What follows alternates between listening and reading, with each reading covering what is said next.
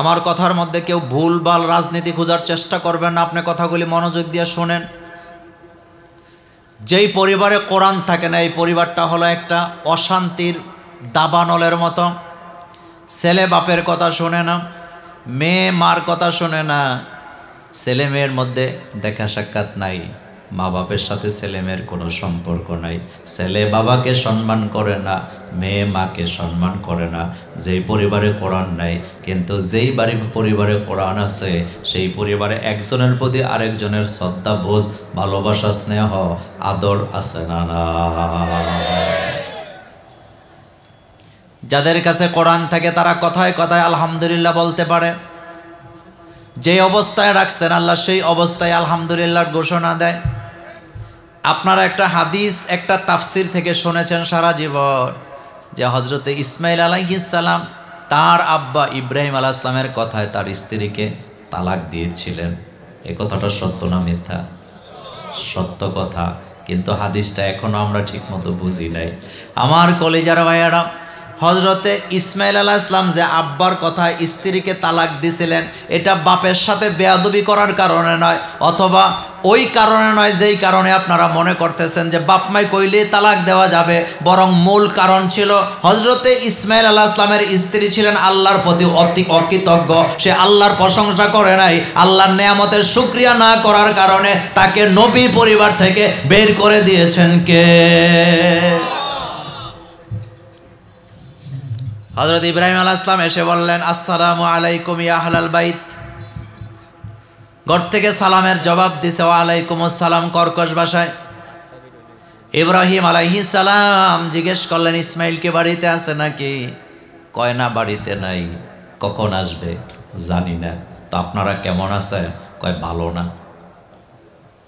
কথা কি বুঝতেছেন? কি বলছে? ভালো না। কথাটা বলতে দেরি হযরত ইব্রাহিম আলাইহিস সালামের রিঅ্যাকশনটা দেখে হযরত ইব্রাহিম আলাইহিস সালাম কষ্ট পাইছে, আল্লাহর প্রশংসা করতে পারে নাই। বলা উচিত ছিল আলহামদুলিল্লাহ, কিন্তু বলে দিছে নবীর স্ত্রী ভালো নাই। হযরত ইব্রাহিম আলাইহিস সালাম 1 সেকেন্ড দেরি করে নাই, রিঅ্যাকশনটা দেখেন, সাথে সাথে বললেন, বাড়িতে আসলে ইসমাইলকে বলে দিও চৌকটটা যেন বদলায়, ভালো থাকা যাবে। কি বদলাইতে হবে? তাইলে ভালো থাকা যাবে। এতটুকুন কথা বলে চলে গেছে। আসতে দেরি। ইসমাইল আলাইহিস সালাম ঘরের ভিতরে কোনো কথা নাই, ডাইরেক্ট কথা হলো, একটা লোক আসছিল, সালাম দিছে, কথার জবাব দিলাম, সালাম দিলাম, কিন্তু শেষের কথাটা বুঝি নেই। কি কথা সেটা? এবার বলতেছে, একটা লোক আসছিল, মনে হয় বুড়া মানুষ, ওর থেকে নামে নাই, আমাকে সালাম দিল, আমি সালামের জবাব দিলাম, আমাকে জিজ্ঞেস করলো ইসমাইল কোথায়, আমি ডাইরেক্ট বললাম বাড়িতে নাই। জিজ্ঞেস করছে কখন আসবে, ডাইরেক্ট বলছি জানি না। এখন বলছে তোমরা কেমন আছো, আমি বলছি ভালো নাই। ভালো নাই বলতে দেরি, তিনি একটা কথা বলছে সেটা এখন পর্যন্ত বুঝতে পারি নাই, আর সেটা হলো তিনি বললেন চৌকটটা যেন বদলায় ফেলা হয়, তাইলে ভালো থাকা যাবে।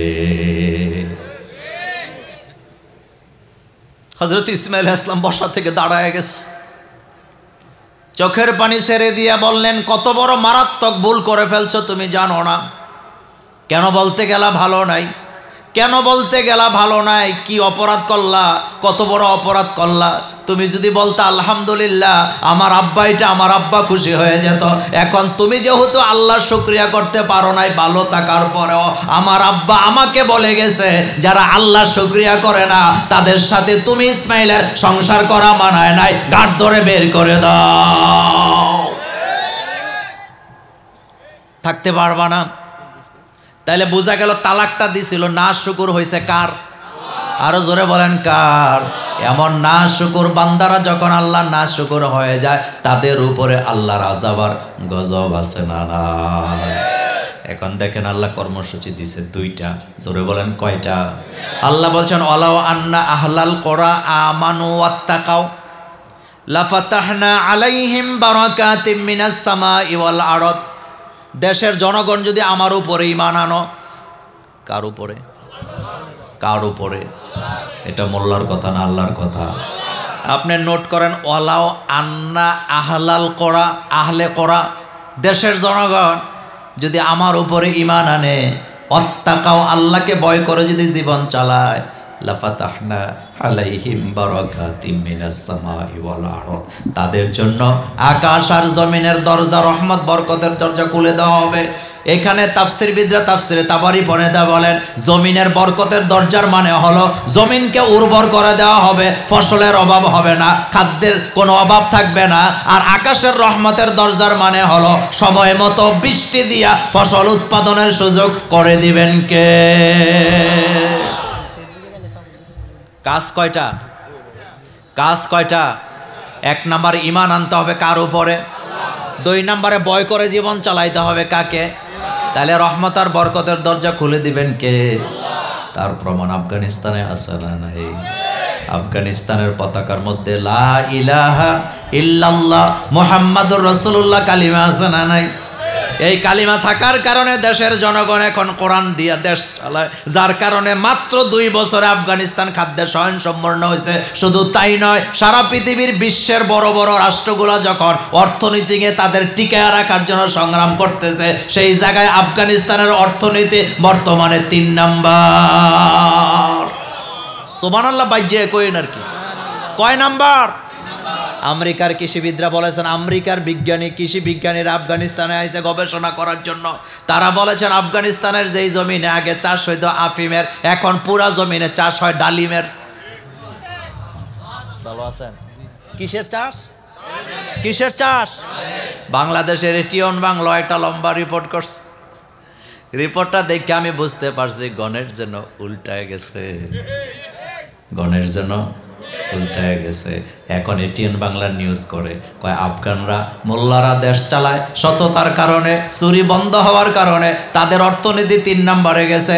এখন তারা নিজেরাই কয় আফগানের মোল্লারা দেশটাকে 2 বছরে এমন জায়গায় নিয়ে গেছে, এখন তারা খাদ্যের স্বয়ংসম্পূর্ণ। পৃথিবীর সবচেয়ে রসালো ডালিম হয় তাদের জমিনে, পৃথিবীর সবচেয়ে দামি আপেল হয় তাদের জমিনে। মোল্লারা গবেষণা করে এই ডালিম থেকে একটা জুস আবিষ্কার করছে, সেই জুসটা নেওয়ার জন্য আমেরিকা, চীন এখন টানাটানি লাগছে, বেশি দাম দিয়া আমেরিকা কিনে নিছে, কারণ আমেরিকা বুঝে গেছে মোল্লারা থাকে যেখানে দুর্নীতি নাই সেখানে। তাহলে কর্মসূচি কয়টা? আমার কথা না আল্লাহর কথা? মোল্লার কথা না আল্লাহর কথা? আল্লাহ বলছে ওয়ালাউ আন্না আহলাল কুরা আমানু ওয়াত্তাকাউ লাফাতাহনা আলাইহিম বারাকাতিম মিনাস সামাই ওয়াল আরদ। আমি ওই দিকে গেলাম না, আমি সামনের দিকে যাওয়া লাগবে। এবার খেয়াল করেন আমার কলেজের ভাইয়েরা, আল্লাহ কর্মসূচি দিলেন, জনগণ যদি আমার উপরে ঈমান আনো, আমাকে ভয় করে যদি জীবন চালাও, তোমাদের কোনো অভাব অনটন থাকবে না, অভাব দূর করে দিবেন কে? আর যদি ঈমান না আনেন, কোরআন থেকে যদি দূরে সরে যান, ওই দেশটার নেশার জগতে ডুবে যাওয়ার সম্ভাবনা আছে না? না। এই মাহফিলে আসার আগে আমি লম্বা সময় ধরে, আজকে দুপুরের কথা, বাংলাদেশের র্যাবের মিডিয়া পার্সন, যিনি মিডিয়ার সামনে কথা বলেন, ওনাকে আপনারা চিনেন, তার একটা সাক্ষাৎকার আমি দেখতেছিলাম 17 মিনিট যাবত আমি ভিডিওটা দেখলাম। তার সাক্ষাৎকারটা দেখে আমার চোখ থেকে পানি আসছিল। কেন আসছিল সেটা আগে বলি, তারপরে আলোচনায় যাব। সতর্ক হন। তিনি বললেন, জাহাঙ্গীরনগর বিশ্ববিদ্যালয়ে গত সপ্তাহে স্বামীকে আটকাইয়া স্ত্রীকে গণধর্ষণ করা হয়েছে। ওই মামলার আসামিদেরকে গ্রেফতার করতে যায় প্রধান আসামি যিনি, তার নাম মামুন। কি নাম? কথা শুনেন, মাথার ঢুকান। মামুনকে যখন রিমান্ডে নেওয়া হয়েছে, এই মামুন রিমান্ডে যায় কিছু কিছু তথ্য দিছে, যেটা শোনার পরে আমার কলিজা এখন ভয় পাইছে। আমি কান ধরছি, এই পরিস্থিতির উন্নতি যতদিন হবে না ততদিন আমি আমার ছেলে মেয়েকে ভার্সিটিতে দেব না। আপনি বলবেন মোল্লা ভাই কেন দিবেন না? কারণ মামুন নিজে বলছে, আমি প্রত্যেক মাসে টেকনাফ থেকে, কক্সবাজার থেকে 6,000, 7,000, 8,000 ইয়াবা আনতাম, সেগুলো আইনা প্রত্যেকটা হলে হলে সাফরাই দিতাম, আর এই জাহাঙ্গীরনগর বিশ্ববিদ্যালয়ের ছেলেমেয়েরা এই ইয়াবাগুলা খায়। কয় হাজার? 6,000, 7,000, 8,000, কোনো মাসে 6,000 আনি। আমি বলি না র্যাবের যিনি মিডিয়া পার্সন তিনি কথাগুলো বলছেন, ভিডিওতে ঢুকেন, আপনি পাবেন। আগে শুনেন আমি কি বলতে চাই। এখন আপনার কাছে আমি জানতে চাই, আপনি আপনার ছেলেরে আপনার মেয়েরে বিশ্ববিদ্যালয়ে পাঠাইছেন ইয়াবা খাওয়ার লাইগা? অনেকে মুখ বন্ধ করে রাখছে ইয়াবা খাওয়ার জন্য। এখনো শেষ হয় নাই কথা। এখন জিজ্ঞেস করছে মামুন রে, তোর মতো আরো কেউ কি এরকমের নেশা বেশি আছে নাকি?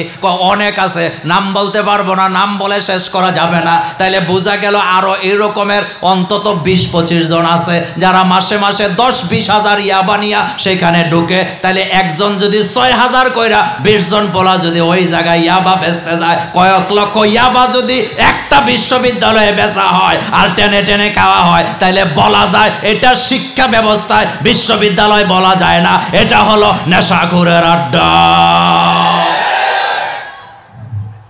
তো আপনি কি আপনার ছেলেরে মেয়েরে ভার্সিটির পাঠাইছেন নেশা করার জন্য? কথা আসতে বলেন কেন? নেশা করার জন্য। তিনি আরো কি বলছে শোনেন। তুমি যে দর্শন করলা এটাকে আজকেই করছো না, আরো করছো?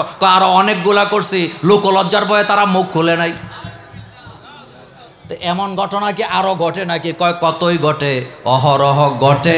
এটা শোনার পরে আমি কান ধরছি, আল্লাহ এই পরিস্থিতির যতদিন উন্নতি হবে না আমি আমার ছেলে মেয়েকে ভার্সিটিতে দেব না। এখন র্যাবের এই মিডিয়া পার্সন তিনি আবার আরেকটা কথা বলছেন। তিনি বলছেন যারা এই নেশাগুলা বিক্রি করে তারা নিজেরাই আবার ছেলে মেয়েরে বিদেশে পড়ায়। কথা কি বুঝে আসছে? কথা কি বুঝে আসছে? এখন আপনার কাছে আমার প্রশ্ন, জাহাঙ্গীরনগর বিশ্ববিদ্যালয় এটা কি প্রাইমারি স্কুল? এটা কি ইবতেদায়ী মাদ্রাসা? ওই জায়গায় যারা ছেলে মেয়ে পাঠাইছে কষ্ট কম করছে না বেশি করছে? এই যে কুমিল্লাতে একটা স্কুল আছে, জেলা স্কুল, জেলা স্কুল আছে একটা, ফজলুন্নেসা স্কুল আছে একটা। আমি আমার বাগিনাদেরকে জেলা স্কুলে পড়তে দেখছি, আমার বোনটা আমার বাগিনাদেরকে জেলা স্কুলে টিকাবার জন্য। একটু সামনে আসলে পিছনে জায়গা হচ্ছে না, একটু সামনে আসলে বাইরে কিছু অনেক মানুষ দাঁড়ায়। ভাই একটু কি আগাবেন আপনারা? পেছনে জায়গা হচ্ছে না, আমাকে বলা হয়েছে একটু চাপলে হবে, একটু জিকির করা না, একটু আগান। লা ইলাহা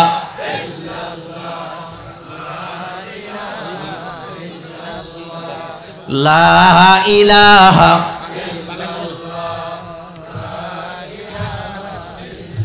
লা ইলাহা ইল্লাল্লাহু মুহাম্মাদুর রাসূলুল্লাহ সাল্লাল্লাহু আলাইহি ওয়াসাল্লাম।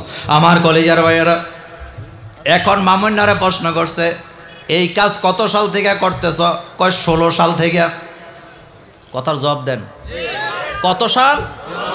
16 সাল থেকে করতেছি। তা আপনি এখন গণেন, 16, 17, 18, 19, 20, 21, 22, 23, 24, কয় বছর? আচ্ছা আপনারা বলেন, জাহাঙ্গীরনগর বিশ্ববিদ্যালয়ে কি কোনো অভিভাবক নাই, প্রশাসন নাই, পুলিশ নাই, পাহারাদার নাই? এখন জিজ্ঞেস করতেছে কাজগুলা কোথায় কোথায় চলে? কয় সব হলেই চলে।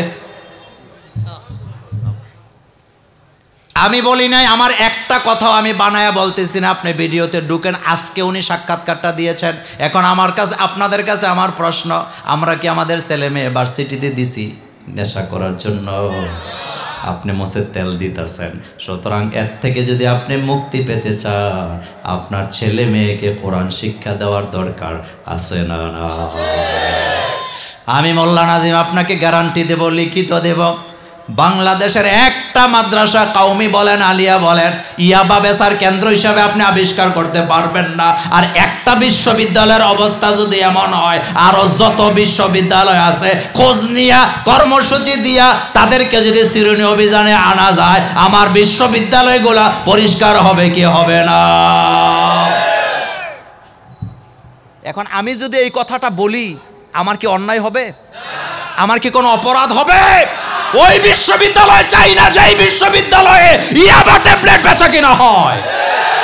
ওই বিশ্ববিদ্যালয় চাই যেই বিশ্ববিদ্যালয়ে 5 ওয়াক্ত নামাজ বাধ্যতামূলক করা হয়। কারণ নামাজ ছাড়া ছেলেমেয়েরা কখনো চরিত্র গঠন করতে পারে না। ইন্নাস সালাতা তানহা আনিল ফাহশাই ওয়াল মুনকার। আল্লাহ কোরআনে কর্মসূচি দিয়েছেন, নামাজই পারে তোমাকে ফাহেসা কাজ থেকে বাঁচাতে, জিনা থেকে, ব্যভিচার থেকে, অন্যায় থেকে, অপরাধ থেকে যদি ছেলে মেয়েগুলিকে রক্ষা করতে চান তাহলে কোরআনের শিক্ষার দরকার আছে না? না। এখন কিন্তু বানরের গোষ্ঠীরা ঘরের ভিতরে বয়ে বয়ে হাত থাপড়াইতেছে, আমরা সফল, আমরা সফল, আমরা সফল। কিন্তু আমরা মোল্লারাও ঘোষণা দিলাম আজকের পরে সফল হতে দেব না, সফল হতে দেব না, সফল হতে দেব না। বিশ্ববিদ্যালয়ের কর্তৃপক্ষগুলো যদি তারা প্রত্যেকটা হলকে, ছাত্রাবাসগুলোকে নেশামুক্ত না করতে পারে, প্রয়োজনে ছেলে মেয়ে বিশ্ববিদ্যালয়ে দেব না, হাফেজ বানাবো, আলেম বানাবো, বিশ্ববিদ্যালয়ের দরকার না। কথা ঠিক কিনা বলো? প্রয়োজনে এতিমখানায় বাচ্চারা পড়বে, এর বড় বিশ্ববিদ্যালয় দরকার নাই। কোরআন যারা পড়ে তারা দুনিয়াও পাবে, আখেরাতও পাবে। আমাদের কোরআন দিয়ে জীবন গঠন করার দরকার আছে না নাই? দুই হাত উঁচু করো, আমার আল্লাহকে দেখায় দাও।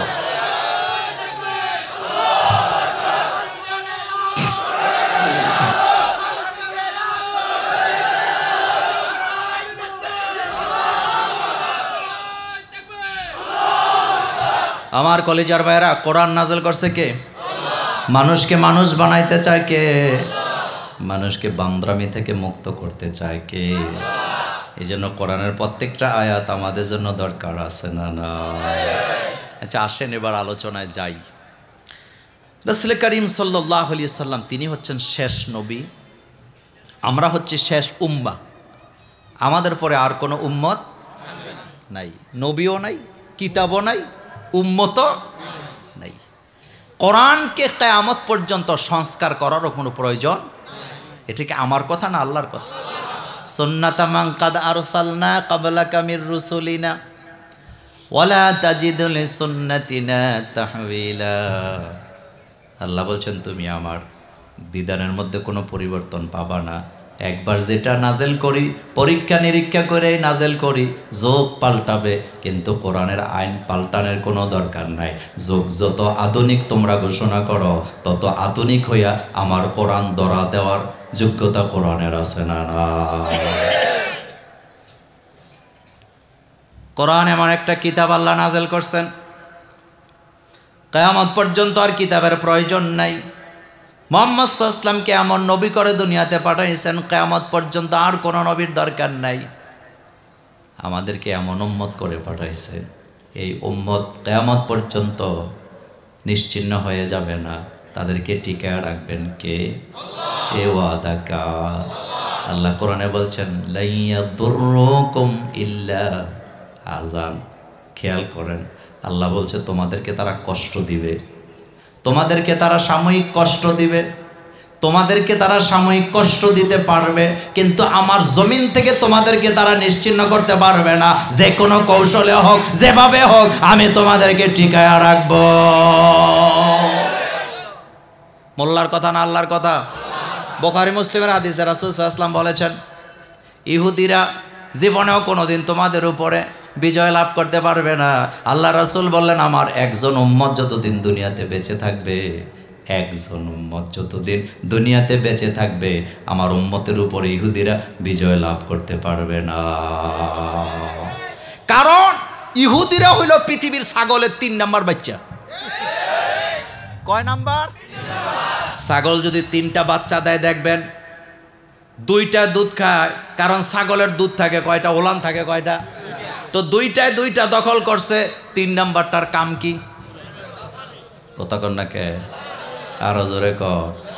তাহলে ইহুদিদের অবস্থাও সেই জায়গায় আছে না? না। ইহুদিরা পৃথিবীর কোনো ভূমির মালিকানায় নাই। যত এই যে ইসরায়েল বলতেছেন, এটা জোর করে দখল করছে তারা। ওই যে রোহিঙ্গাদেরকে আপনারা জায়গা দিছে, এখন দেখছেন নি, এখন আবার বন্দুক লই আইয়ে, মানে মামুর বাড়ি পাইছে আর কি, কোনোটা লাগলেই আমার দেশে ঢুকি যায়। ঢুকতেছে না? প্রথমে ঢুকছে রোহিঙ্গারা, এখন আবার বিজেপিও ঢুকে, আজকে শুনলাম আর্মিও বলে ঢুকে। ঢুকছে না? কথা কর না কেন? তো এটা তোর খালতো ভাইয়ের বাড়ি, ঢুকোস কেন? থাক, সে ওয়াজ আজকে করবো না। আমি যেই জায়গায় যেতে চাই আমার কলেজের ভাইয়েরা, তাইলে নবীও শেষ, উম্মতও শেষ, কিতাবও। তাইলে 3টা জিনিসের সমাপ্তি। নতুন করে নতুন কোন উম্মতের আবির্ভাব হওয়ার সুযোগ নাই। এই ঘোষণাগুলো পড়ারে আছে না? নাই। সেই নবীকে আল্লাহ পাক কিয়ামত পর্যন্ত দৃষ্টান্ত স্বরূপ মেরাজে নিয়ে গেছেন, এমন জায়গায় নিছে যেই জায়গায় বিজ্ঞানের যাওয়ার কোনো ক্ষমতা নাই, কারণ বিজ্ঞানীদের হায়াতে কুলাবে না। আমি মেরাজের আলোচনা যেভাবে শুনছেন, আমি মেরাজের আলোচনা করব না, তবে আপনাদেরকে একটা কথা বলি। রাসূল করিম সাল্লাল্লাহু আলাইহি ওয়াসাল্লামকে আল্লাহ পাক এমন এক জায়গায় নিয়ে গেছে মেরাজে, পৃথিবীর কোনো বিজ্ঞানী, পৃথিবীর কোনো যানবাহন দিয়া ওই জায়গায় স্পর্শ করতে পারবে না, কারণ তাদের হায়াতে কুলাবে না, তাদের হায়াতে কুলাবে না। এটার ব্যাখ্যা দিলে আমি আপনাকে সারা রাত দিতে হবে। কেন কুলাবে না? কারণ এই পৃথিবীটাই কি আল্লাহর সৃষ্টি জগৎ? পৃথিবীর তুলনায় সূর্য ছোট না বড়? এই কথাটা সর্বপ্রথম বলেছেন ইব্রাহিম আলাইহিস সালাম। আপনারা মনে করেন বিজ্ঞান কইছে না, বিজ্ঞানীরা তো বলছে কয়েকদিন আগে মাত্র যে পৃথিবীর তুলনায় সূর্য 13 লক্ষ গুণ বড়, কিন্তু এটা ইব্রাহিম আলাইহিস সালাম বলে গেছে 4500 বছর আগে। ইব্রাহিম আলাইহিস সালাম পালাম্মার আশ-শামসা বাজিগাতান ক্বালা হাযা রব্বি হাযা আকবার। কথা বুঝেন না?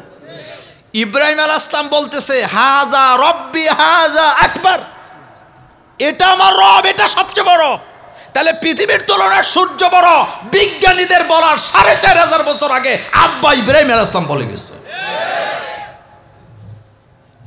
প্রথম আকাশ, দ্বিতীয় আকাশ, তৃতীয় আকাশ, চতুর্থ আকাশ, পঞ্চম আকাশ, ষষ্ঠ আকাশ, বিজ্ঞানীরা খুঁজে এখনো পায় নাই। গ্রহ পাইছে, নক্ষত্র পাইছে, কিন্তু আপনাদের কাছে আমার প্রশ্ন, প্রথম আকাশ, দ্বিতীয় আকাশ, তৃতীয় আকাশে আমার নবীকে উঠাইছে কে? তার বাস্তব দলিল আছে না নাই? এবার একটু মনোযোগ দেন কোরআনের দিকে। আল্লাহ পাক বলছেন সুবহানাল্লাযী আসরা বিআবদিহি লাইলাম মিনাল মাসজিদিল হারামি ইলাল মাসজিদিল আকসাল্লাযী বারাকনা হাওলাহু লিনুরিয়াহু মিন আয়াতিনা ইন্নাহু হুয়াস সামিউল বাসীর। সুবহান, যিনি পুত পবিত্র, আল্লাযী, যিনি আসরা ভ্রমণ করিয়াছেন, বিআবদিহি, তার বান্দাকে, লাইলান, রাতের কিছু অংশে, মিনাল মসজিদিল হারাম, মসজিদে হারাম থেকে, ইলাল মসজিদিল আকসা, মসজিদে আকসা পর্যন্ত, তার মানে মক্কা থেকে জেরুজালেম। কথা কন না কেন? মক্কা থেকে। এখন আপনারা দেখেন আল্লাহর টেকনিকটা। আল্লাহ বুঝাইয়া দিছে, বান্দা, আমি যদি আমার নবীকে মক্কা থেকে আসমানে আনতাম, তোরা যাচাই করতে পারতি না আমার নবী মেরাজে গেছে কিনা, এই জন্য জেরুজালেমে আগে নিছি, যাচাই করতে পারো, যাচাই করে দেখবা আমি যে ঠিকই নিছে। এখন আল্লাহর নবীকে আল্লাহ মসজিদে হারাম থেকে আকসায় নিছে। রাসূল সাল্লাল্লাহু আলাইহি ওয়াসাল্লাম মসজিদে আকসায় যায়া যেই জায়গায় তার বাহনটাকে বেঁধে রাখছিলেন, ওই পাথরটা আজও জেরুজালেমে আছে না? আপনি গুগলে ঢুকেন, এখন পেয়ে যাবেন। এবার শোনেন, আল্লাহ পাক তো ইচ্ছা করলে রাসূল সাল্লাল্লাহু আলাইহি ওয়াসাল্লামকে প্রথম আকাশেই নিতে পারতেন মক্কা থেকে, কিন্তু আগে নিলেন মসজিদে আকসা, তারপরে নিলেন প্রথম আকাশে। এটা দৃষ্টান্ত স্থাপন করলেন যাতে আপনারাও যাচাই করতে পারেন, কারণ আপনারা তো প্রথম আকাশে যান নাই, কিন্তু জেরুজালেমে যাওয়ার না লোক মক্কায় আসে না নাই? এবার শোনেন হাদিস, মজার কথা বলি। রাসূল করিম সাল্লাল্লাহু আলাইহি ওয়াসাল্লাম যখন বললেন আমি মসজিদে আকসায় গেছি, সেখান থেকে আমি প্রথম আকাশে গেছি, মক্কার কুরাইশ নেতারা কয়, জীবনে কতবার জেরুজালেম গেলাম, মসজিদে আকসায় গেলাম। আচ্ছা ঠিক আছে মুহাম্মদ সাল্লাল্লাহু আলাইহি ওয়াসাল্লাম, তুমি রাতের কিছু অংশে চলে গেছো সেখানে, এর আগে তো কোনোদিন তোমাকে সেখানে যেতে শুনি নাই। আচ্ছা বলো তো মসজিদে আকসার দরজা কয়টা, জানালা কয়টা? সনদ সহি, সনদ কি বলো তো, দরজা জানালা কয়টা? রাসূল কথা বলে না ততক্ষণ আল্লাহ বলতে বলে না। কথা কন না কে? আর বড়র কথা বলার স্বভাব আমাদের আছে না? কি চেইন অফ কমান্ড! কবি বলতেছেন, মোহাম্মদ হারগিজ না গুফতা তা না গুফতা জিব্রাইল, मोहम्मद हरगिज ना गुफ्ता ताना गुफ्ता जिब्राइल जिब्राइल हरगिज ना गुफ्ता ताना गुफ्ता रब्बुल जलील मोहम्मद साल्लाम गुफ्तगु करें ना ततक्षण जिब्राइल आमीन गुफ्तगु करें ना যতক্ষণ জিব্রাইল আমিন কথা বলে না ততক্ষণ আল্লাহ বলে না যতক্ষণ তার মানে বোঝা গেল আল্লাহর কথাই মোহাম্মদ সাল্লামের কথা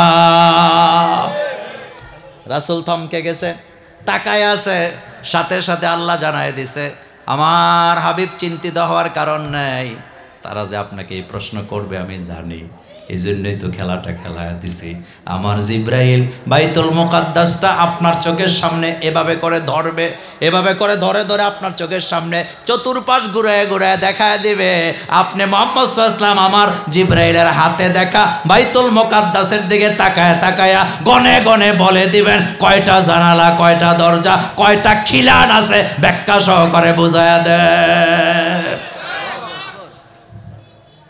এখন কয় মোহাম্মদ জাদুকর নবী কি জাদুকর ছিলেন নবী কি জাদুকর ছিলেন আমার নবীকে মেরাজে নিছে কে আমার দেশের অনেক মৌলবীরা কয় মেরাজে গেছে নামাজের লাগা আবার গতকালকে আরেক বন্দরে দেখলাম কয় নামাজের কথা কোরআনেও নাই হাদিসেও নাই কয় সালাতের কথা আছে আমি কই তোর বাপের মাথা বেড়া গাদা সালাতের যে কয়টা অর্থ এতে নিজেও সলাত শব্দের অর্থ 22টা কয়টা সলাতের এক অর্থ হলো গরম পাথর তা আমি যদি বলি আকিমুস সলাত গরম পাথর কায়েম করো 14 গ্রামের লোকের দৌড়ানি আছে না গাদা তুই তো লেখাপড়া করিস নাই আরবি শব্দ আরবি গ্রামার হলো সমুদ্রের মতো আরবি গ্রামার কিসের মতো কেন বলছি জানেন আমাদের দেশে আগে মানুষের আকীদা ছিল যেটার ব্রেন ভালো না লেখাপড়া করতে পারে না অঙ্ক বুঝে না ইংরেজি বোঝে না বিজ্ঞান মুখস্থ করতে পারে না তারে নিয়ে ধাক্কায় মাদ্রাসায় দিত অথচ মাদ্রাসায় যাওয়ার পরে বুঝছি লেভেন্ডিশ মার্কা ছাত্র মাদ্রাসায় কাজে লাগে না মাদ্রাসায় পড়তে হলে ব্রেন লাগে কি লাগে না একজন কবি বলেছেন সরফিয়ারা মগজি বাসা চুসেগা সরফিয়ারা মগজি বাসা চুসেগা না হুইয়ারা মগজি বাসা চুসাহা কবি বলতেছেন যারা সরফ পড়বে তাদের মগজ হওয়া লাগবে কুকুরের মগজের মতো কিসের মগজ আপনি কইবেন মোল্লা ভাই এটা কেমন কথা তার মানে বোঝানো হয়েছে কুকুরের মগজ যেমন মজবুত শক্ত সারাদিন গেউ গেউ করে হেতের গেউ গেউ থামে না যারা মাদ্রাসায় পড়বে তারা যখন সরফ পড়বে সারা রাত পড়বে ফালা ফালা ফালু ফালাত ফালাতা ফালনা ফালতা ফালতুমা ফালতুম ফালতে ফালতুমা ফালতুন না ফালতু ফালনা পড়তে পড়তে রাত চলে যাবে 30 বছর আগে পড়ছি জরাবা ইয়াজরিবু জরবান ফাহুয়া জরিবুন পড়তে পড়তে রাত যাবে কিন্তু মাথা গরম করা যাবে না তাহলে সরফ পড়তে হলে কুকুরের মগজের মতো লাগে কিন্তু কবি পরের লাইনে বললেন নাহুয়ারা মগজি বাসা চুসাহা যারা নাহু পড়বে তাদের মগজ হওয়া লাগবে বাদশাহী মগজের মতো বাদশা যেমন সারা পৃথিবী সারা দেশ চালাতে যোগ্যতা রাখে যারা নাহু পড়ে এত বড় মগজের দরকার আছে না না এই জন্যই তো এখন মাদ্রাসা ছেলেরা ডক্টরেট হয় ভার্সিটির সব সিট মাদ্রাসা ছেলেরা দখল করে আরে ডাকাতের গোষ্ঠী এখন ঢাকা ভার্সিটির মতো জায়গায় 18টা বিভাগে মাদ্রাসা ছেলেদেরকে ভর্তি হইতে দেয় না কারণ তারা চান্স পায় না গাঁজা খাইয়া মাথা শেষ আর আমাদের ছেলেরা লেখাপড়া করে 1 নাম্বার 2 নাম্বার 3 নাম্বার হয় হিংসায় তারা বাধ্য হয়েছে বন্ধ করে দিতে তুই ঢাকা ভার্সিটির ইতিহাস বুঝোস না ঢাকা ভার্সিটির জায়গা পৃথিবীর কোন হিন্দুর জায়গায় হয় নাই এটা একজন মুসলমান নামাজি ব্যক্তির জায়গায় ঢাকা ভার্সিটি হইছে ঠিকটা আসতে হইল কেন ঢাকা ভার্সিটির জায়গা দিছিল কে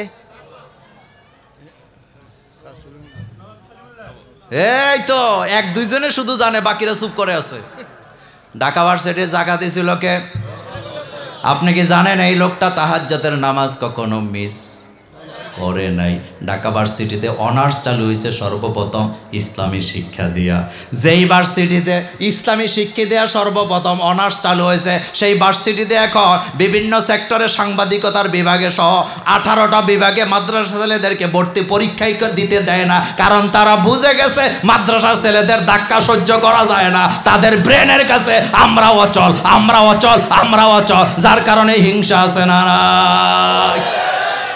এটা মূলত হিংসা। বলেন এটা কি? এরপরেও ক ইউনিট, খ ইউনিট, গ ইউনিট, কারা ফার্স্ট হয়? আস্তে আস্তে কয়, কারা ফার্স্ট হয়? আমার গ্রামেও আমার এলাকায় কলেজে পড়ি না, পোলাপাইন আছে, কিন্তু আমি যখন যাই তাদের খানা নাই। এমনি এমনি বলি নাই। আমার কলেজার ভাইয়েরা কথাটা বুঝেন, তাইলে কোরআনের জ্ঞানের কাছে পৃথিবীর সকল জ্ঞান তুচ্ছ। কোরআনের জ্ঞানের সাথে টক্কর দিতে পারে এমন ক্ষমতা কারো নাই। রাসূল কারীম সাল্লাল্লাহু আলাইহি ওয়াসাল্লামকে মক্কা থেকে কোথায় নিয়ে গেলেন আল্লাহ? জেরুজালেম। কোথায়? সেখানে যে রাসূল বলছেন ফাসাল্লাইতু রাকাতাইন, আমি নামাজ পড়ছি 2 রাকাত। এবার জিবরাইল আমিন আইছে, আমরা আকাশের দিকে গেছি। ওই আলোচনা আমি করব না এখন, আপনাকে আমি সামনের দিকে নিয়ে যাই। আল্লাহ রাসূল বলতেছেন সুবহানাল্লাহ, আল্লাহ বলতেছে সুবহানাল্লাযী আসরা বিআবদিহি লাইলাম মিনাল মাসজিদিল হারামি ইলাল মাসজিদিল আকসা আল্লাযী বারাকনা হাওলাহু লিনুরিয়াহু মিন আয়াতিনা। আমি আমার নবীকে আমার নিদর্শন দেখাবার জন্য মেরাজে নিয়ে গেছি। তাহলে নিদর্শন দেখাবার ক্ষমতা কার? রাসূল যে মেরাজে গেলেন, অনেকেই মনে করে নামাজের জন্য গেছে। এখন আমি একটু আপনাদেরকে বুঝাই, কথাটা খেয়াল করেন। রাসূলের মেরাজ হয়েছে হিজরতের 1 বছর আগে, হিজরতের আগের বছর। কথা কি বুঝতেছেন? কিসের আগে? রাসূল হিজরত করে মদিনায় যাবে, মদিনায় যাওয়ার পরে মক্কা বিজয় হবে। রাসূলের মদিনার মসজিদে বসে একটা রাষ্ট্র কায়েম করবে, যেই রাষ্ট্রের মূলনীতি হবে কোরআন। আর সেই রাষ্ট্রের জনগণের আচার আচরণ কেমন হবে, তাদের অর্থনীতি, সমাজনীতি, বিজ্ঞান নীতি, কূটনীতি, যত নীতি আছে সকল নীতিকে রাসূল কারীম সাল্লাল্লাহু আলাইহি ওয়াসাল্লামকে হাতে কলমে বুঝিয়ে দেওয়ার দরকার আছে না? না, তোমার বুঝে আসে না? রাসূল কারীম সাল্লাল্লাহু আলাইহি ওয়াসাল্লামকে আল্লাহ মেরাজে নিয়ে রাষ্ট্র পদ্ধতি, জনগণের আচার আচরণ, পরিবার নীতি, সমাজনীতি, শিক্ষানীতি রাসূলকে আল্লাহ হাতে কলমে শিক্ষা দিয়েছেন। এটার নাম মেরাজ। এটার নাম কি? লিনুরিয়াহু মিন আয়াতিনা। আচ্ছা আপনারা বলেন তো, রাসূল সাল্লাল্লাহু আলাইহি ওয়াসাল্লামের মেরাজের ভিতরে অর্থনীতির কথা ছিল না? আস্তে কয়, কোন জায়গায় ছিল? যারা সুদ খায় তাদের শাস্তির কথা এখানে নাই? যারা বেনামাজি তাদের শাস্তির কথা সেখানে নাই? যারা এতিমের মাল খায় তাদের শাস্তির কথা সেখানে নাই? যারা আপনজনকে ঠকায়, রক্তের সাথে বেঈমানি করে, তাদের শাস্তির কথা মেরাজের রাত্রে আছে না নাই? যারা আমানতের খেয়ানত করে তাদের শাস্তির কথা আছে না নাই? যারা অযোগ্য কিন্তু জোর করে ক্ষমতা দখল করে, তাদের শাস্তির কথা সেই রাতে আছে না নাই? তো তোমার মাথায় ঢুকে না কেন? তোমার মাথায় ঢুকে না কেন? যদি তোর মাথায় ঢুকতো তাহলে হিরো আলমরে ভোট দিতি না। তুই যোগ্য লোক খুঁজতি, তুই হিরো আলমের লোকে সেলফি তুলতি না। এরকম আছে না? এরকম আছে না? আমার কলেজার ভাইয়ারা, রাসূল কারীম সাল্লাল্লাহু আলাইহি ওয়াসাল্লামকে আল্লাহ পাক নিয়ে গেছেন লিনুরিয়াহু মিন আয়াতিন। আমি পুরা কথা বলবো না। আল্লাহ রাসূল বলেন, প্রথম আকাশে যখন গেলাম, যাইয়া দেখলাম দরজা খোলা না বন্ধ। আমার কথা না, হাদিসের কথা। জিবরাইল আমিন এভাবে করে কড়া নাড়া দিছে। এবার ভিতর থেকে জিজ্ঞেস করছে, মান আনতা, আপনি কে গো? দরজা নাড়েন কেন? হাদিস বুঝতেছেন? মান আনতা, কে আপনি? জিবরাইল আমিন 1 সেকেন্ড দেরি করে নাই, ডাইরেক্ট জবাব দিছে, আনা জিবরাইল। আচ্ছা, দরজা খোলা হয় নাই জিবরাইলের জন্য। জিজ্ঞেস করছে, অমাম মাকা, আপনার সাথে কে? অমাম মাকা, আপনার সাথে কে? এবার জবাব দিছে, মুহাম্মাদুর রাসূলুল্লাহ সাল্লাল্লাহু আলাইহি ওয়াসাল্লাম। এখন ফেরেশতারা কয়, আচ্ছা ওনারে কি আকাশে ডাকা হয়েছে নাকি? নিরাপত্তার ব্যবস্থাটা দেখেন, কি ব্যবস্থা, ওনারে কি ডাকা হয়েছে নাকি? কয় হ্যাঁ ডাকা হয়েছে। এবার নবী বলেন, আমাদের জন্য দরজা খুলে দেওয়া হলো। আমরা দরজা দিয়ে ঢুকলাম, ঢুকেই দেখি বাবা আদম আলাইহিস সালাম। বাবা আদম আলাইহিস সালামের কাছে লিনুরিয়া কি দেখছে সেটা শোনেন। যাইয়া দেখলাম বাবা আদমের বাম পাশে হাজার হাজার ছেলে মেয়ে, ডান পাশে হাজার হাজার ছেলে মেয়ে। ডাইনেও আছে, সাইড কয়টা? একটা ডাইন। আমি জিবরাইলকে জিজ্ঞাসা, জিবরাইল বাবা আদমের ডাইনে কারা বামে কারা? এবার জিবরাইল বলতেছে, হুজুর বাবা আদমের ডাইনে যারা জান্নাতি তারা, বামে যারা জাহান্নামী তারা। এখন আপনি মুছে মুছে তেল দেন আর ঘুমান। ডাইনে যাবে যারা জান্নাতি তারা, আর মুসলমানের ঘরে জন্ম নিয়া নিজের বামপন্থী বলে পরিচয় দিতে গর্ব করে এমন আদমের সন্তান আছে না নাই? একটা কথা মনে রাখবেন, এই পৃথিবীতে যত মানুষ আছে, আজকের আধুনিক যুগে আপনি যখন কোরআনের কথা বলবেন, তখন আপনি মুসলিম বলে সম্বোধন করবেন না, তখন আপনি নামাজি বলে সম্বোধন করবেন না, মেরে ভাইও বলে সম্বোধন করবেন না। এখন সময় এসেছে আপনি সম্বোধন করবেন বনি আদম বলে, আদমের সন্তান বলে। কারণ আপনাকে সব জায়গায় দাওয়াত পৌঁছাতে হবে। চুপ করে আছে। সব জায়গায় দাওয়াত পৌঁছায় জাকির নায়েক। কে পৌঁছায়? আমি মোল্লা নাজিম বাংলাদেশ, সৌদি আরব, বিভিন্ন দেশে যাই দাওয়াতি কাজ করার জন্য। দৌড় তো শুধু মুসলমানের সামনে, কিন্তু না, এখন সময় আসছে। কারণ ইয়া বানি আদম কোরআনের এক জায়গায় বলা হয় নাই, আল্লাহ কয়েক জায়গায় ডাক দিছে ইয়া বানি আদম, ইয়া বানি আদম, ইয়া বানি আদম। তাইলে মেরা ভাই ও দোস্ত বললে শুধু হক আদায় হবে না, আমার কলিজার ভাই বোন মা বাবা বললে হক আদায় হবে না। সারা পৃথিবীর মানুষের কাছে কোরআনের দাওয়াত পৌঁছাবার দরকার আছে না? আর সারা পৃথিবীর মানুষের কানে কানে গোড়ায় গোড়ায় যদি আপনি দাওয়াত পৌঁছাতে চান, আপনি ভাগ করে পারবেন না। শুধু মুসলমানকে ডেকে দাওয়াত দিলে হবে না, আপনি ডাক দিবেন ইয়া বানি আদম, ইয়া বানি আদম, ইয়া বানি আদম। এই ডাক দিছে কে? এই ডাক আল্লাহ দিছে। ও বনি আদমের সন্তানেরা, হিন্দু বলেন, খ্রিস্টান বলেন, ইহুদি বলেন, নাসারা বলেন, কার সন্তান? আসতে কয়, পেছনের লোকেরা আসতে কন, কার সন্তান? কোনো সন্দেহ আছে? তো কোরআন কি শুধু মুসলমানের জন্য নাযিল হয়েছে না বনি আদমের জন্য নাযিল হয়েছে? তাহলে আপনার এখন সময় আসছে বনি আদমের কাছে দাওয়াত পৌঁছাবেন। তুমি ফেসবুক, ইন্টারনেট, সামাজিক যোগাযোগ মাধ্যম, বাস্তব অবাস্তব সব জায়গায় সকলকে দাওয়াত দিতে হবে। যাকে যেভাবে দেওয়া দরকার সেভাবে দাওয়াত দিতে হবে। রাসূল সাল্লাল্লাহু আলাইহি ওয়াসাল্লাম আসছেন দাওয়াত দিতে নাকি দাওয়াত খাইতে? মসজিদের ইমামতি যারা করি, আমাদের কাজেই শুধু খাওয়া, কিন্তু দেওয়া না।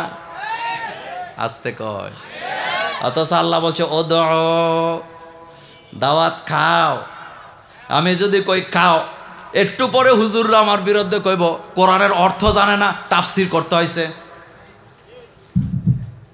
আল্লাহ কি বলছে? ও খাও। কি বলছে? দাওয়াত। জোরে বলেন দাওয়াত। তো কবে দিবেন আপনি?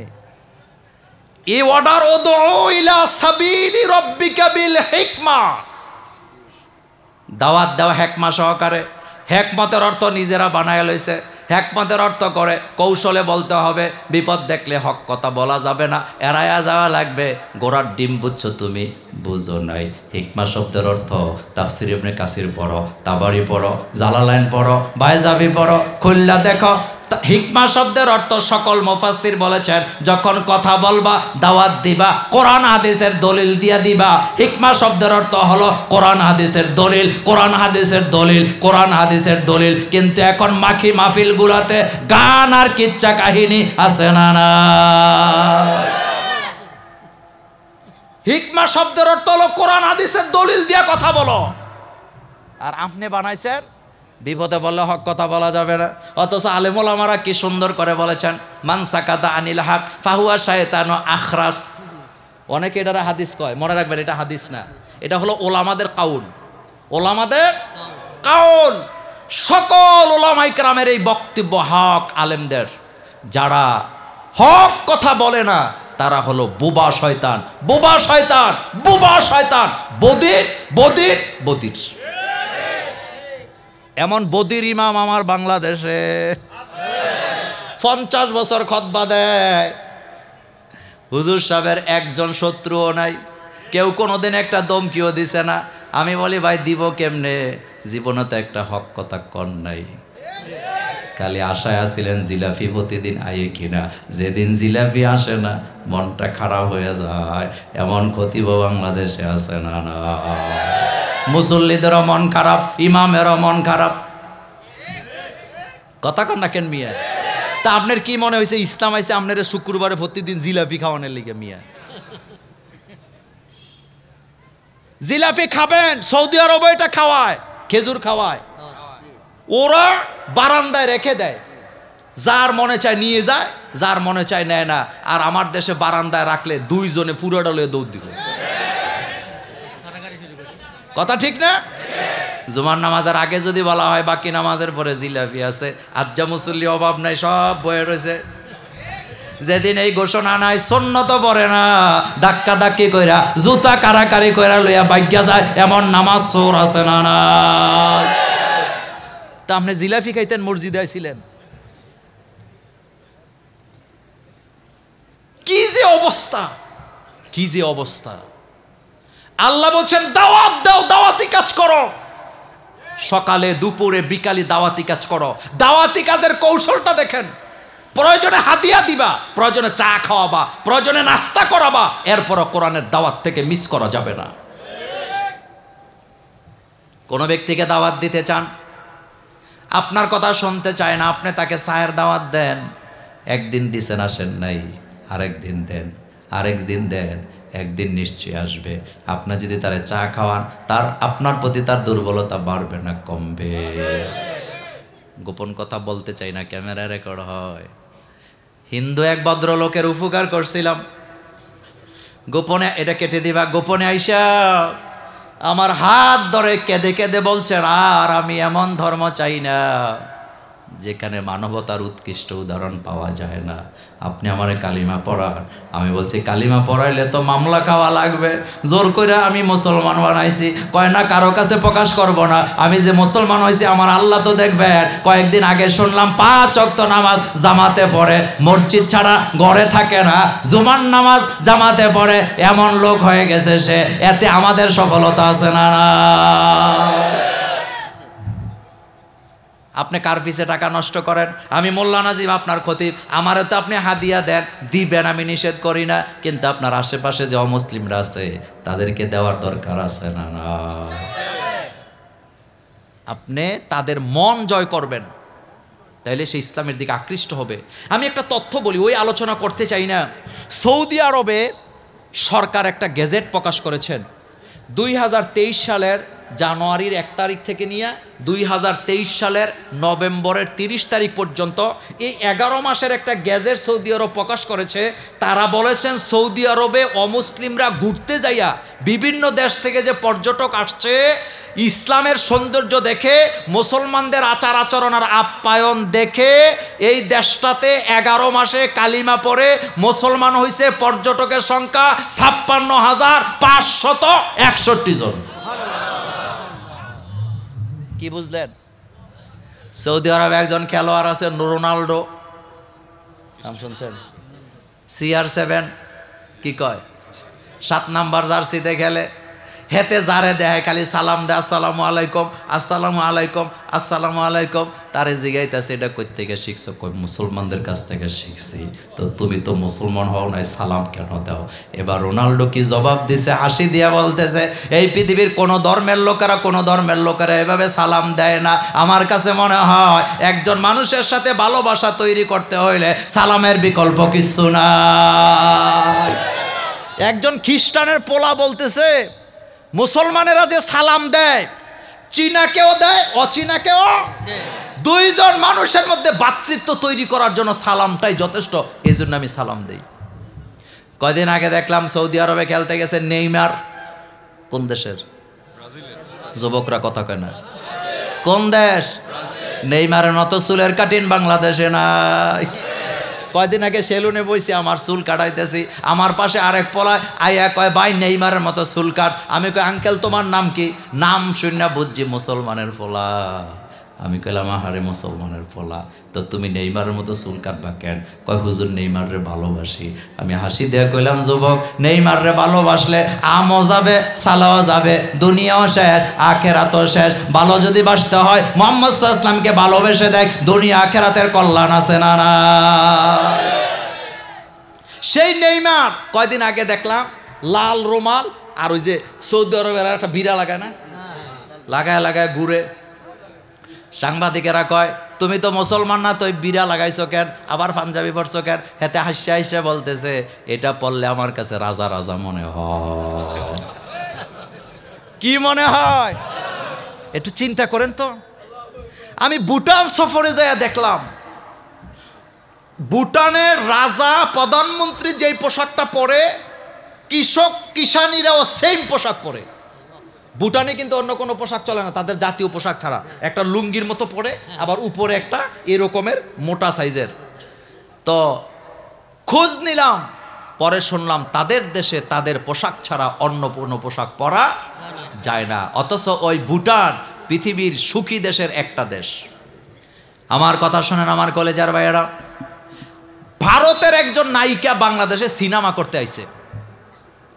কি করতে আইছে? তো ভালো কাজে আইছে নাকি মিয়া? আসার পরে সিনেমা টিনেমা করে দেশে চলে গেছে। সাংবাদিকেরা জিজ্ঞাসা বাংলাদেশে কি শিখছ? কয় 3টা শিখছি জিনিস। এই যে কয়টা? কি শিখছ? কয় একটা শিখছি বিসমিল্লাহ, একটা শিখছি মাশাল্লাহ, একটা শিখছি ইনশাল্লাহ। কথাগুলা এত ভালো লাগে, প্রত্যেক কথায় কথা বিসমিল্লাহ ইনশাল্লাহ মাশাল্লাহ বলতে খুব ভালো লাগে, মৃত্যু পর্যন্ত বলতে চাই। আমি হাসি দিয়ে বললাম ইমান না এন্না 1 কোটি বার বিসমিল্লাহ ইনশাল্লাহ বললে সওয়াব পাওয়া যাবে না। অথচ হিন্দু মায়ে বলতেছে ইনশাল্লাহ ভালো লাগে, মাশাল্লাহ ভালো লাগে, বিসমিল্লাহ ভালো লাগে। মুসলমানের সন্তান হইয়া 24 ঘন্টায় একবার ইনশাল্লাহ মাশাল্লাহ নাই, এমন ডাকায় আছে না? তোর বিবেক আছে? তোর বিবেকের মধ্যে কুত্তায় পেশাব করছে বেটা। হিন্দুরা বলতেছে মুসলমানের এই কথাগুলো ভালো লাগে, আর হেতে মুসলমানের ঘরে জন্ম নিয়া সারাদিন একবার আলহামদুলিল্লাহ কয় না। আছে না? রাসূল করিম সাল্লাল্লাহু আলাইহি সাল্লাম বলেছেন যারা কোনো কাজের আগে ইনশাআল্লাহ বলে সফলতা দেওয়ার দায়িত্ব আল্লাহ নিজের হাতে উঠায় নেয়। বিদেশে যাবা, টাকা জমা দিছো, পাসপোর্ট করতেছ, কি বলবা? কি বলবা? তাহাজ্জুদের নামাজ পড়বা ইনশাআল্লাহ বলবা, ভালো খবর পাবা আলহামদুলিল্লাহ বলবা, কোনো কেউ ভালো কাজ করছে মাশাআল্লাহ বলবা। কল্যাণ আছে না নাই? ইসলাম আছে যেখানে কল্যাণ আছে। আমরা যারা মুসলমান আমাদের জবানে 4টা শব্দ কমন, একটা হলো বিসমিল্লাহ, একটা হলো আলহামদুলিল্লাহ, একটা হলো ইনশাআল্লাহ, একটা হলো মাশাআল্লাহ। স্বাধীনতার যুদ্ধের সময় 7 মার্চে আমাদের বঙ্গবন্ধু যে ভাষণটা দিয়েছিলেন, ওই ভাষণের ভিতরে আমাদের বঙ্গবন্ধু একবারও বোধহয় ইনশাআল্লাহ বলে নাই। কথা কন না কেন? বলে নাই তো তোর বিবেকের মধ্যে পিরালে পেশাব করছে বেটা। এটা মুসলমানের সফলতার চাবিকাঠি। সুবহানাল্লাহ বাইজে বলেন। ইনশাআল্লাহ হলো মুসলমানের সফলতার চাবিকাঠি বেটা, এটা চাবিকাঠি। মগজে কিছু ঢুকান, মগজে কিছু ঢুকান। ইনশাআল্লাহ আছে যেখানে সফলতা আছে। ইসলাম আমাদেরকে কে শিখাচ্ছেন? আল্লাহ। কে দিয়েছেন? রাসূল করিম সাল্লাল্লাহু আলাইহি ওয়াসাল্লামকে আল্লাহ পাক মেরাজ এনেছেন লিনুরিয়াহু মিন আয়াতিনা, আল্লাহর আয়াত, আল্লাহর নিদর্শনকে দেখাবার জন্য। রাসূল করিম সাল্লাল্লাহু আলাইহি ওয়াসাল্লাম বলেন এক এক আকাশে এক এক নবীর সাথে আমার দেখা হয়েছে, সর্বশেষ আকাশে হযরত ইব্রাহিম আলাইহিস সালামের সাথে আমার দেখা হয়েছে। কার সাথে? ইব্রাহিম আলাইহিস সালামের কাছে যায় দেখি ছোট ছোট বাচ্চারা ইব্রাহিম আলাইহিস সালামের চতুর্পাশে ঘুরে আর তাসবিহ পড়ে সুবহানাল্লাহ, আল্লাহ লা ইলাহা। কি তাসবিহ, কি তাসবিহ ভুলে গেছি। মাগরিবের নামাজের পরে আব্বাকে দেখতাম মসজিদ থেকে আইসা খাটের উপরে এইভাবে বসতেন, বৈশা আমার বাপকে দেখতাম, বাপ পড়তেন সুবহানাল্লাহ, আলহামদুলিল্লাহ, লা ইলাহা ইল্লাল্লাহ। আর আমি কাদের উপরে উঠতাম, এবার কাদের উপরে উঠলে আব্বা শুয়ে যেত সামনের দিকে, আমি কানটা আব্বার পিঠ দিয়ে এদিকে লাগাইতাম, লাগাইয়া দেখতাম দুমদুম করে আওয়াজ হয়। আব্বা যখন জিকির বন্ধ করতো আমি আব্বার মাথা দইলা লাড়া দিতাম, আব্বা আবার জিকির শুরু করতো। আমার কাছে মজা লাগে আওয়াজটা। কি লাগে? বাপের শেষ কাটাইলা তো? কি কাটাইলা? আমি আমার বাপের 7 নাম্বার সন্তান। কয় নাম্বার? আর এখন কি কয়? ছেলে হোক মেয়ে হোক দুইটাই যথেষ্ট, না হইলে আরো বালা। তা আপনারা বলেন তো আমার বাপ যদি বলতো ছেলে হোক মেয়ে হোক দুইটাই যথেষ্ট, না হইলে আরো বালা, তো আমার মতো সন্তান আমার বাপে হারাইতো কিনা?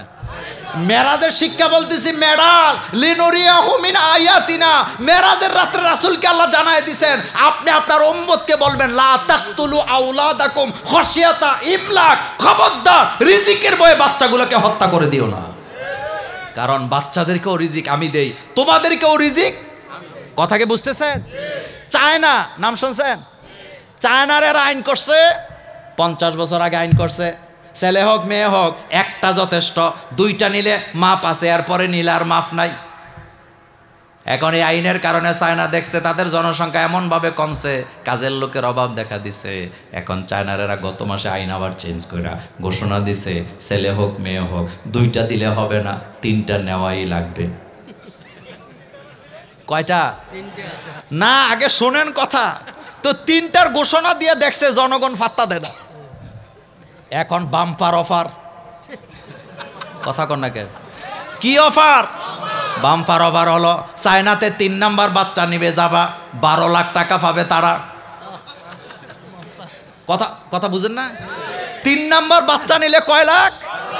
শুধু তাই নয়, 3 নাম্বার বাচ্চা নিবে যারা 12 লাখ টাকা পাবে তারা, 1 বছরের ছুটি পাবে তারা, 1 বছরের বেতন পাবে তারা। মা যদি গর্ভবতী হয়, চাকরি যদি নাও করে, চাকরি করলে যত টাকা পাইতো সব দেওয়া হবে। Bumper offer. আমি মনে মনে গেলাম আহারে এই অফার যদি বাংলাদেশে দিত, হ্যাঁ, রিক্সা মিক্সা বেচা ঘর যায় যুদ্ধ ঘোষণা লাগাইতো, 5 বছরে একটা হইলে যথেষ্ট, 10 লাখ টাকা 5 বছর এমনিতে চলে যাবে। হাসির জন্য বলি না, জনসংখ্যা লাগে। ডাক্তার জাকির নায়েকের লেকচারগুলো শুনবেন, আমি এখন আর শুনি না, বেশি একটা সময় পাই না। ডাক্তার জাকির নায়েক তিনি ব্যাখ্যা দিয়েছিলেন জনগণ কি কাজে লাগে। রাসূল করিম সাল্লাল্লাহু আলাইহি সাল্লাম আজ থেকে 1500 বছর আগে বলে গেছে, ওই মহিলার মেয়েকে বিয়ে করো যেই মহিলার বাচ্চা বেশি হয়, তাহলে তোমাদেরও বাচ্চা বেশি হবে, আমার উম্মত বাড়বে, কিয়ামতে আমি আমার উম্মত নিয়ে আল্লাহর দরবারে গর্ব করতে চাই। এখন আমার মাঝে মধ্যে বুঝে আসে না, আল্লাহ পাক বলছে তুমি তো তোমার মহিলা অর্থাৎ মায়ের রেহেমের ভিতরে কি বাচ্চা আছে এটা জানে কে? এখন আপনি বলেন তো, আমার মার আরো আগে 6টা হয়েছে, আমার গ্রামের লোকেরা আমারে দেখলে কয় শেষ কাটাইলা। 14 গ্রামে কি কয়? শেষ কাটাইলা, বুঝেন তো? মানে খলতা টলতা সব জাইডা টাইডা দিয়ে দিছেন। তো এখন আপনি বলেন আমার তো মায়ের আরো 6টা সন্তান ছিল, তো আমার মা যদি বলতো 6টা আছে, আর দরকার কি, মিলে আছে, তাহলে আপনারা বলেন তো আমার মা আমাকে হারাইতো কিনা? আসতে কইছেন, আমাকে হারাইতো কিনা? বাংলাদেশের স্বাধীনতা স্থপতি নাম কি? বঙ্গবন্ধু। বলেন নামটা বলেন। উনি কি বাপের 1 নাম্বার সন্তান? ওই বঙ্গবন্ধু সৈনিকেরা কথা কও না কেন? বঙ্গবন্ধু কি মা বাপের 1 নাম্বার সন্তান? 2 নাম্বার? কয় নাম্বার? 3 নাম্বার। আমি আপনাকে কোরআন বুঝাচ্ছি, রাসূলের মেরাজের শিক্ষা। আল্লাহ বলছে ওয়ালা তাকতুলু আওলাদাকুম খাশিয়াতা ইমলাক, সন্তানগুলো হত্যা করে দিস না, আমি তাদেরকে রিজিক দেব। আমার বঙ্গবন্ধু 1000 বছরের শ্রেষ্ঠ বাঙালি। নোট করো বঙ্গবন্ধুর সৈনিকেরা, এখন গুগলে সার্চ দাও, নেট চালু কইরা। বঙ্গবন্ধু বাপের 1 নাম্বার সন্তান ছিলেন না, 2 নাম্বার ছিলেন না, তিনি মা বাপের 3 নাম্বারে হয়েছে, দুনিয়াতে আসছে মা বাপের 3 নাম্বার সন্তান। তো বঙ্গবন্ধুর মা বাপ যদি বলতো ছেলে হোক মেয়ে হোক দুইটাই যথেষ্ট, না হইলে আরো বালা, এমন নেতা আমরা হারাইতাম কিনা? তো তোর মাথায় এটা ঢুকে না কেন? মায়া বড়ি খাইতে মহিলারা ফ্যাটটারে সরবরাইলায়। তবে কোরআন তাফসির পড়া বুঝছি আল্লাহ যারে পাঠাইব মায়া বড়ি দিয়া। কথা কন না কে? 6 মাস মায়া বড়ি খাইছে, কয় মাস? মাঝখানে একদিন দাওয়াত খাইতে গেছে, কনে জানি 1 রাত বলছে। 6 মাস 3 মাস আগে খাইছে 90 দিন, পরেও খাইছে 3 মাস, মাঝখানে খায় নাই। কথা কন না কেন মিয়া? মাত্র 1 দিন খায় না, ডাক্তার তো এখানে আছে, মাঝখানে 1 দিন মাত্র খায় নাই। কামটা করছে কে? তুমি মুছে তেল দাও। হ্যাঁ, 3 মাস খবর নাই। 3 মাস পরে ডাক্তারের কাছে গেছে, ডাক্তার কয় আলটা করেন। কেন মাসি কয় না দেখি, আলটা করে কয় বাপরে বাপ, পেটে তো বাচ্চা আছে। জামাই এবার বরে চোখ ফাঁক দিয়া কয় কেমনে কি হয়েছে? কয় প্রতিদিনই তো খাই, ও একদিন যে বেড়াইতে গেছিলাম সেদিন মনে হয় ভুল গেছিলাম। ঘটনা কে ঘটাইছে? আপনি আল্লাহর কাছে বাধা দেন। আমি আপনাকে সব কথা ভেঙে ভেঙে বলবো না, আপনি আল্লাহর কাছে বাধা দেন, আপনি ফাত্তাও পাবেন না, আপনি উড়ে চলে যাবেন, আপনি উড়ে চলে যাবেন। বসন্তকালের আগে দিয়া মশার অত্যাচার বাড়ে না কমে? ইদানিং মশা কানে বন বন কম করে না বেশি করে? একদিন আল্লাহ একটা তুফান দিব, সব মশা কই যাবে খুঁজা পাওয়া যাবে না। আল্লাহর আইনের বিরুদ্ধে, কোরআনের বিরুদ্ধে যায়েন না। একদিন একটা তুফান আসবে, আপনার হাড্ডি গুড্ডি খুঁজে পাওয়া যাবে না, কারণ আপনার মতো অসংখ্য জাতিকে মাটির সাথে মিশায় দিছে কে? কে দিয়েছেন? চিল্লায় বলো। এই জন্য খবরদার, আল্লাহর সাথে বেয়াদবি করা যায়, এটা মেরাজের শিক্ষা। এটা কিসের শিক্ষা? জমিন কার? আমরা কার? জিকির চলবে কার? লা ইলাহা ইল্লাল্লাহ, জোরে লা ইলাহা, লা ইলাহা, লা ইলাহা ইল্লাল্লাহ মুহাম্মাদুর রাসূলুল্লাহ সাল্লাল্লাহু আলাইহি ওয়াসাল্লাম। আমার কলিজার ভাইয়ারা, রাসূলকে মেরাজে নিছে লিনুরিয়াহু মিন আয়াতিনা। সুদের শাস্তির কথা সেই জায়গায় আছে না নাই? তাহলে বোঝা গেল, কোরআনের কাছে যতক্ষণ আপনি না আসবেন আপনি শান্তি পাবেন না। শেষ কথায় যাই, আপনি যদি আপনার ছেলে মেয়েগুলাকে সঠিক রাস্তায় রেখে যেতে চান, আপনি যদি এমন ছেলে মেয়ে রেখে যেতে চান যারা সকালে বিকালে বলবে রব্বির হামহুমা কামা রব্বায়ানি সগীরা, যেখানেই পড়ান না কেন তাকে আগে কোরআন পড়াবার দরকার আছে না? না, ইসলামের পথে রেখে যেতে হবে। কিসের পথে রেখে যেতে হবে? ইসলামের পথে। আমার কলিজার ভাইয়েরা, আমার কলিজার ভাইয়েরা, আমার তো মন চাইতেছে সারা রাত আজকে আলোচনা করি।